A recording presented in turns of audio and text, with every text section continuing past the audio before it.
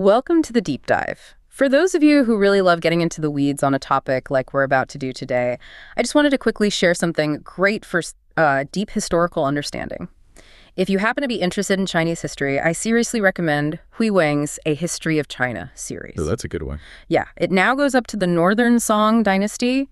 You can get it in ebook or paperback. Honestly, it's a must-read if you want that really comprehensive view of China's past. Just wanted to mention it. Definitely worth checking out. Okay, so today we are diving headfirst into the very high stakes and often pretty dramatic world of AI programming. We're going to unpack this recent saga. It involves some, the absolute biggest names, OpenAI, Google, Microsoft, and Anthropic. Yeah, real clash of titans there. Totally. And at the core of it is OpenAI's failed attempt, a $3 billion attempt, reportedly to acquire Windsurf. Now, Windsurf is the second largest AI programming company right now, valued at around $3 billion.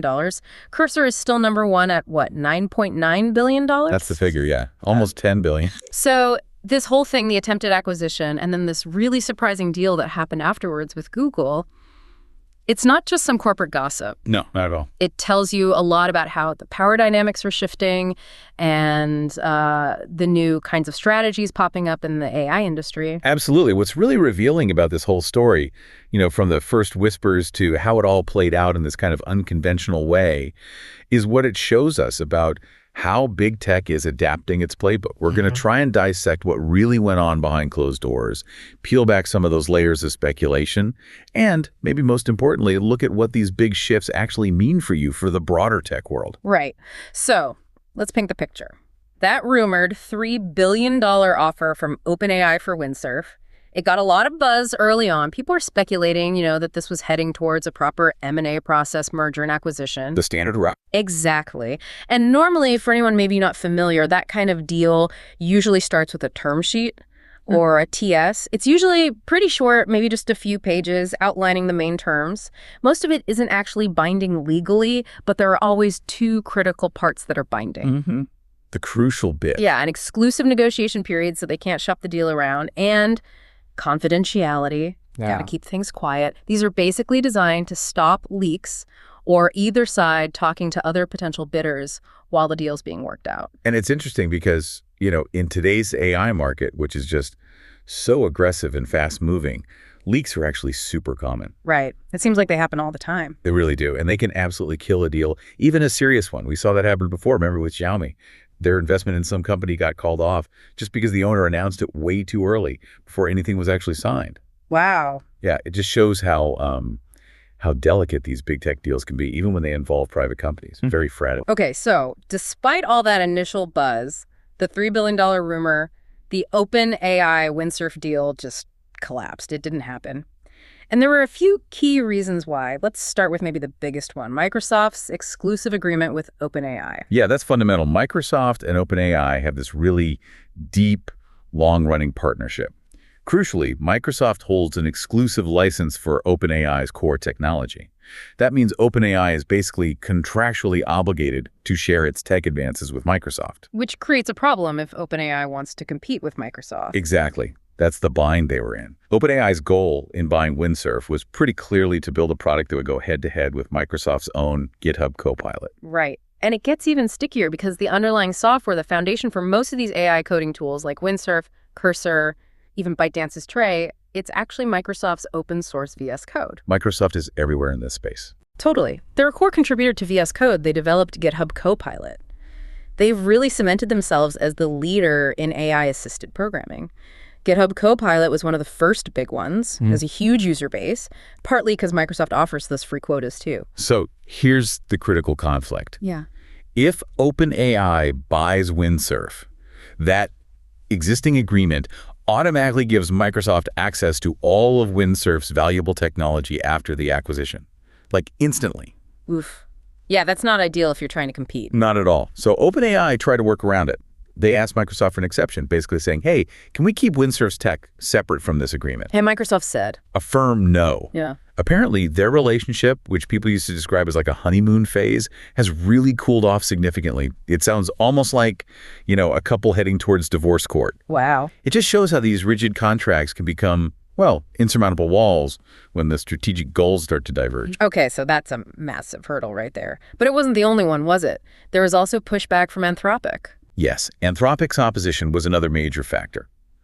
A key thing to know here is that Anthropic's Claude model is widely seen as kind of the best in class specifically for programming tasks. Companies like Windsurf, Cursor, ByteDance's Tray, they all rely heavily on it. So Anthropic has a lot of leverage there. Huge leverage. And they made their position crystal clear. If OpenAI acquired Windsurf, they would cut off Windsurf's access to the Claude API, period. Whoa. Okay, that's not just a threat. That's like an existential threat for Windsurf. It really was. I mean, imagine the impact. Switching over to OpenAI's own GPT models, which are powerful, don't get me wrong, but for these specific coding tasks, it would have been a significant downgrade in user experience. Right, because Claude is apparently so optimized for coding. Exactly. It could have potentially crippled Windsurf's core functionality, hurt user retention. It was a massive risk. It wasn't about GPT being bad at coding, just that Claude was seen as better for this particular job. Okay, so you've got these deep contractual problems with Microsoft. You've got this competitive threat from Anthropic. It seems like those are the obvious reasons the deal fell apart. But digging deeper, people closer to the situation suggest there was something maybe even more fundamental going on. And surprisingly, it just comes down to money. Or rather, the lack of the kind of money needed to bulldoze through these problems. That's a powerful point, isn't it? Because while those contractual issues and the Anthropic situation were absolutely real obstacles, if OpenAI had had, say, significantly more capital available for this specific deal, they might have been able to navigate it differently. How so? Like, just throw money at the problems? Kind of, yeah. For instance, they could have potentially offered to buy out Microsoft's exclusivity rights concerning Windsurf's tech. Just pay them off to remove that clause. Okay. Expensive, but possible. Very expensive, but theoretically possible. Or, with Anthropic, maybe they could have absorbed the financial hit from a temporary drop in user experience while they improve their own models, maybe even subsidizing users. Or perhaps offer Anthropic a huge amount to keep the API access. Right. But without that massive war chest specifically for this deal, OpenAI just couldn't overcome those roadblocks. It really shows you how, in this kind of high-stakes AI game, sometimes sheer capital can be the ultimate solvent for what look like purely contractual or competitive problems. Money talks, even over contracts sometimes. It certainly can grease the wheels or even break them if needed. And that lack of overwhelming capital, that inability to just force the issue, is exactly where the story takes this really unexpected sharp turn. Because after the OpenAI deal completely fizzled out, Windsurf's leadership didn't just, go back to business as usual. They made a huge pivot and joined Google. Yeah, and this is where it gets really interesting structurally. It wasn't a traditional acquisition. Google didn't buy Windsurf the company. Right, that's key. Instead, Google reportedly paid $2.4 billion. But what they got was a non-exclusive license to Windsurf's technology, and crucially, they brought the core Windsurf team on board as Google employees. So Windsurf, the company, still exists? Exactly. Windsurf as a corporate entity is still independent, still operating under its original name, which incidentally probably helped smooth things over with Anthropic regarding the API access, especially since Google is already a shareholder in Anthropic. Ah, interesting connection there. So Google has skin in the Anthropic game already. Precisely. And that $2.4 billion number, it wasn't just a check written to Windsurf's bank account for equity. The reports suggest it was this complex package deal. It included things like hefty sign-on bonuses for the team moving over, technology licensing fees paid to Windsurf, the company, and even specific payments set aside to cover the taxes involved. So it was more like a mix of incentives and licensing fees, not buying the whole company outright? Exactly. It's a really important strategic distinction. And it's worth noting, while $2.4 billion was the figure widely reported by serious media, Google itself hasn't officially confirmed that exact amount. Got it. Okay, so what does this all mean? Why did Google go this, frankly, kind of weird route instead of just buying Windsurf? They wanted the tech and the team so badly. What's the strategy here? Well, if you zoom out, it looks like Google deliberately chose this talent plus tech approach to basically sidestep a whole minefield of problems that come with traditional M&A. Okay, like what kind of problems? Well, first off, AI startups often have these, really inflated or at least highly volatile valuations. Trying to do a full acquisition means you have to negotiate not just with the company, but with all the early investors. And those early investors often have anti-dilution clauses protecting them. Right, the ones that say their stake can't get watered down easily if the valuation isn't super high later on. Exactly. Those clauses basically demand that later funding rounds or an acquisition price have to value the company higher than their round did. If the perceived value has maybe dropped or just hasn't skyrocketed, it becomes this massive headache trying to satisfy those clauses. Google likely wanted no part of that potential quagmire. Okay, avoids valuation arguments. What else? Second, actually buying a big chunk of equity, say 40% or more in a company, can directly impact the financial reporting for a public company like Google. It often triggers requirements for extensive audits, consolidating financials. It adds significant cost and complexity to their own books. So it's an accounting burden. A potentially large one. Yeah. Meta took a 49% stake in Skill AI, and that reportedly did trigger those kinds of financial reporting burdens for them.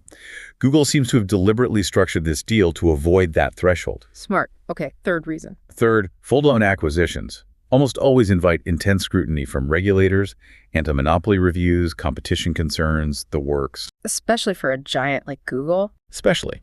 This licensing and hiring deal is much lower profile from a regulatory standpoint. It avoids triggering those automatic reviews. Think about Scale AI again, if Meta owns nearly half. Other big AI players like OpenAI or Anthropic might hesitate to use Scale AI services, fearing their sensitive data could somehow benefit Meta. Google's deal structure avoids that kind of conflict too. That makes sense. And then there's just the messiness of dealing with all the investors, right? Oh, absolutely. Imagine trying to figure out how to distribute the payout from an acquisition among investors from maybe 5, 6, 7 different funding rounds, seed, pre-A, Series A, B, C, D. Each with different terms. Exactly. Different share prices, different rights, potentially conflicting interests. It can turn into an absolute legal and logistical nightmare trying to sort that all out fairly. Yeah, I can see why they'd want to avoid that. So fundamentally, Google opted for this talent plus tech strategy. They cherry-picked what they really wanted, Windsurf's core technology and the brilliant team behind it, without having to buy the whole company lock, stock, and barrel with all the associated baggage. It also suggests, maybe, that Google doesn't necessarily see these acquired teams or tech having such massive long-term standalone growth potential that it needs to be fully integrated into their financial reports. They got what they needed for their own products. This strategy, it kind of reminds me of something Google did before, doesn't it? With Character AI. That was founded by ex-Google people. That's a really sharp comparison. Yes, Google did take an equity stake in Character AI. But here with Windsurf, they took zero equity stake, right? Yeah. Is this like the next evolution of that strategy, getting even leaner? I think that's a very astute way to put it. It definitely looks like Google is refining this playbook. They seem to be shifting, perhaps, from taking minority equity stakes towards an even more direct approach, purely licensing the tech they want and hiring the key talent, especially when the startup's valuation is sky high or maybe its long-term independent growth path isn't crystal clear enough to justify the complexities of a full acquisition or even a large equity stake. It's efficient. Get the brain power, get the code, skip the corporate drama. Precisely. It's a lean way to integrate specific, valuable capabilities quickly. So what this really signals then, this whole evolving approach, is a pretty significant shift in how the big tech players are navigating the current, let's call it, AI startup bubble. Instead of maybe getting drawn into these traditional, potentially overpriced buyouts of entire companies, they're getting more surgical. They're securing what actually matters most to them, the talent, the tools, while cleverly sidestepping all the regulatory headaches, the financial reporting complexities, and the organizational baggage that comes with buying the whole thing. And this leads to a really interesting question for you, the listener, to think about. Consider this. Apple is rumored to be looking at acquiring Perplexity. Right, another big AI name. Exactly. Now, if that deal doesn't go through, maybe because Perplexity's valuation is too high, or maybe Apple has concerns about its path to profitability, similar issues we've discussed, could Google step in and make a similar offer, a non-exclusive license plus talent acquisition deal? If they did, it would really solidify this talent plus tech model as the new norm. And it could potentially strengthen Google's own position in search by integrating Perplexity's tech without the M&A mess.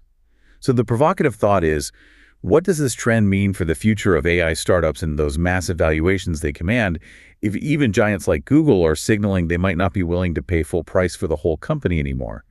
Are we seeing a strategic pivot away from traditional M&A and AI? That is a really fascinating question and definitely something to mull over as this landscape keeps changing so fast. Thank you for joining us on this deep dive into the very dynamic and shifting world of AI strategy. Keep exploring.